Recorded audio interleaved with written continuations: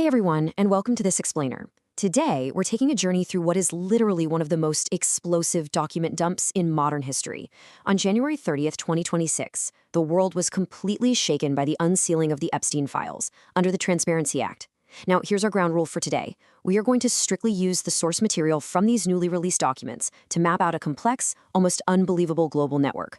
We aren't here to speculate, we aren't picking sides, we're just looking at exactly what the text explicitly reveals about these concentric circles of power, influence, and dark secrets. By the end of this, you'll see exactly why this matters, to your understanding of how global power actually operates behind closed doors. So let's get into it. To really wrap our heads around the scale of this, we have to start at the physical center of the web, 9 East 71st Street in Manhattan. The source material details a 7-story house that feels like something straight out of a Stephen King novel. The entrance was literally decorated with dozens of fake eyes. There was a sculpture of a bride hanging on a rope swinging in the hall. A first edition of the novel Lolita sat on a shelf right next to a taxidermy tiger. But, the most chilling detail wasn't the creepy decor. It was the terrifying transition into a complete architecture of surveillance. Because hidden cameras were absolutely everywhere, including right above every single bed. Okay, let's dive into this mechanism because to understand the threat, we have to look at how it actually worked. This wasn't just a house of horrors. It was an intelligence-gathering operation built on horrific abuse. The files allege Epstein operated as a master accumulator of compromise. Those hidden cameras we just talked about, they fed live to a central media room. When the FBI raided the mansion, they found locked safes completely filled with CDs. And the labels on those CDs were terrifyingly clinical. They read young, followed by the name of a minor, a plus sign, and then the name of an adult. So the absolutely crucial point here is that Epstein's real currency might not have been money at all. It was leverage. Which brings us to the sheer, overwhelming scale of the fallout. 3 million. That is the massive number of pages released on January 30, 2026. 3 million pages of emails, flight logs, calendar entries, and witness testimonies that meticulously blow apart years of public denials from some of the most powerful people on Earth. And when you dig into those pages, you uncover a vast, uncontainable network. The names exposed cross every conceivable boundary of industry and geography. We're talking about former and current U.S. presidents, UK royalty, the absolute titans of Silicon Valley, directors of the CIA, world prime ministers, and even prominent wellness and intellectual gurus. It's a network that touches nearly every single center of global power. Let's start breaking down these connections with the tech sector, because the documents expose a really fascinating say versus do contrast. Take Elon Musk, for example. Publicly, back in June 2025, Musk was openly feuding on Twitter, explicitly accusing Donald Trump of hiding the Epstein files. But behind closed doors, well, the Unsealed Files reveal that Musk exchanged at least 16 private emails with Epstein between 2012 and 2013. In fact, the source material provides the exact wording from those emails. In November 2012, he wrote, "What day/night will be the wildest party on your island?" Followed a month later by, "I really want to hit the party scene and let loose." There's even a 2014 calendar entry reminding Epstein of Musk's planned visit to the island. It's a pretty stark contrast to the public narratives we see playing out on social media, wouldn't you say? And we see a very similar pattern with Bill Gates. Back in 2019, Gates publicly acknowledged meeting Epstein, but strictly denied any business relationship or friendship. However, the files tell a different story.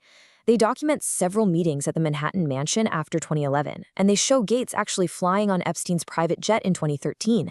And remember, by 2011, Epstein was already a publicly known convicted offender. The files also uncovered unverified draft emails from Epstein in 2013 containing allegations of an extramarital affair by Gates. Claims that, to be fair, Gates representatives have fiercely dismissed as absurd and completely false. This say versus do pattern ultimately builds into the most dramatic downfall documented in the entire case, Prince Andrew of the British royal family. The timeline here is deeply tragic, and it's entirely confirmed by the public record and these new files. In February 2022, Andrew settled a lawsuit for £12 million with Virginia Giuffre, who accused him of abusing her when she was 17. The files reveal even more emails from 2010, where Epstein offered to introduce Andrew to young women, to which Andrew literally replied he'd be delighted. Following Giuffre's tragic suicide in April 2025, King Charles permanently stripped Andrew of his royal titles and evicted him from the Royal Lodge. You really have to notice the incredibly casual nature of these interactions among the global elite. This is a direct quote from a 2013 email sent by Virgin Group founder Richard Branson, inviting Epstein to his own private island. He writes, "Would love to see you, as long as you bring your harem." It perfectly encapsulates the normalized, frankly flippant tone these highly influential figures used when referring to Epstein's horrific operations. Now let's shift gears. Section 2. The web expands east into India's elite connections. So the 2026 dump revealed these highly detailed, genuinely unexpected connections between Epstein and powerful figures in India. And the most documented of these is with industrialist Anil Ambani.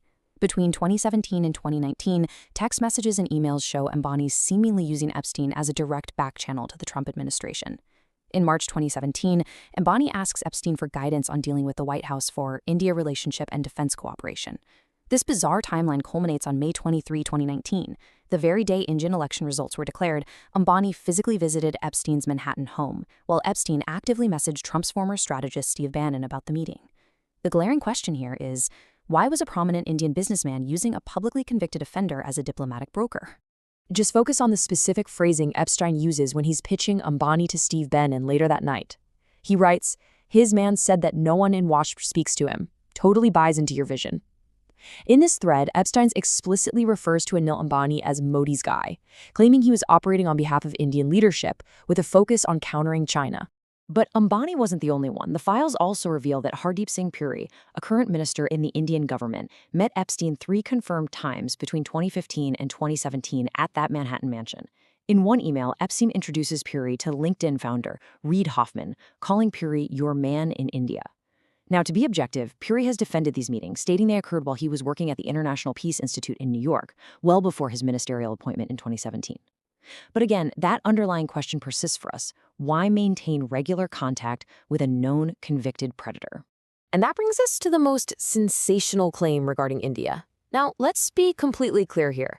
Indian Prime Minister Narendra Modi is not directly in the files. He never communicated with Epstein. But Epstein wrote about him. In a July 2017 email to an influential Qatari official, Epstein boldly claimed, "The Indian Prime Minister Modi took advice and danced and sang in Israel for the benefit of the U.S. president. It worked." The source notes that this dancing and singing was likely metaphorical, referring to Modi's historic diplomatic visit to Israel that exact same month. Of course, to balance the ledger here, it's absolutely crucial to look at the official response. The Indian Ministry of External Affairs vehemently rejected the email. They publicly dismissed Epstein's claims as trashy ruminations by a convicted criminal, which deserve to be dismissed with the utmost contempt. As always, we impartially report both sides. Epstein boasting of his geopolitical influence to a Qatari official, and the Indian government completely invalidating the claim as the delusions of a criminal. All right, moving into our final structural web, the American power core and intellectuals. Returning to the United States to look at the American power core, the data on Donald Trump is staggering. His name appears in the Unsealed Files 4,500 times. Crucially, the newly released documents include FBI summaries of public tips regarding Trump and Epstein. This includes serious, decades-old allegations of abuse, including a claim from August 2025 regarding an incident in New Jersey 35 years prior. Now, the current Trump White House immediately dismissed these document drops. They released a statement saying the files contain untrue and sensationalist claims designed specifically to discredit the president right before an election. But honestly, perhaps the most jarring revelations are the bizarre intellectual connections. Epstein somehow penetrated even the most respected academic and wellness circles. You literally have Noam Chomsky, a titan of intellectual thought, emailing Epstein in 2019 to express sympathy for his horrible press treatment, advising him to just ignore it. You have wellness guru Deepak Chopra inviting Epstein to Israel, writing, "God is a construct. Cute girls are real. Bring your girls." And you have William Burns, the director of the CIA, taking 3 separate meetings with Epstein in 2014. The facade of respectability simply crumbles when you read the primary source text. And all of this builds to a massive, unresolved mystery. While 3.5 million pages have been released to the public, there's a glaring gap. The Department of Justice originally identified 6 million documents. Let that sink in.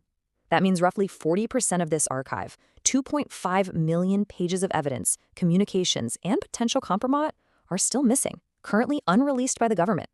Which basically leaves us right here. Jeffrey Epstein is dead by reported suicide. His modeling agent associate, Jean-Luc Brunel, is dead by reported suicide. Virginia Giuffre is dead by reported suicide. And 2.5 million pages of evidence are still locked away. So I want to leave you with this final thought, based on the evidence we've seen today. Are we looking at the story of one horrific, exceptionally well-connected man, or are we actually looking at the operating manual of a global system designed to protect itself at absolutely all costs? Thank you so much for joining me for this explainer, and as always, keep questioning the data.